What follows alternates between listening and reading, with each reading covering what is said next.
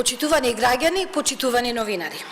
Како пратеници, како парламентарно мнозинство, велиме не на дискриминацијата. Цврсто сме посветени на градењето едно општество за сите, без поделби, без дискриминација, еднакво општество на еднакви граѓани со еднакви можности. Во таа насока, Законот за спречување и заштита од дискриминација ќе биде изгласан во собранието до средината на март. Со измените, за прв пат како основи за дискриминација се воведуваат сексуалната ориентација и родовиот идентитет.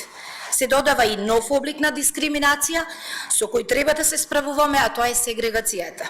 Измените ќе ги прошират надлежностите на Комисијата за спречување и заштита од дискриминација во насока на превенција. Новиот закон предвидува јасни критериуми за избор на членови на Комисијата со цел таа да се професионализира. Истовремено, од судски трошоци се ослободуваат лицата кои ќе поведат судска постапка за заштита од дискриминација, а се зголемува износот на прекршочните одредби за правни и физички лица за кои ќе се докаже дека сториле дискриминација.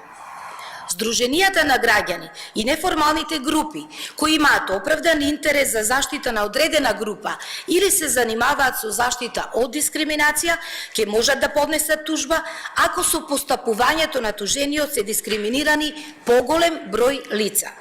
Почитувани, мораме да дадеме приоритет на заштитата на правата и слободите на граѓаните и на борбата за еднакви можности во ова наше заедничко општество.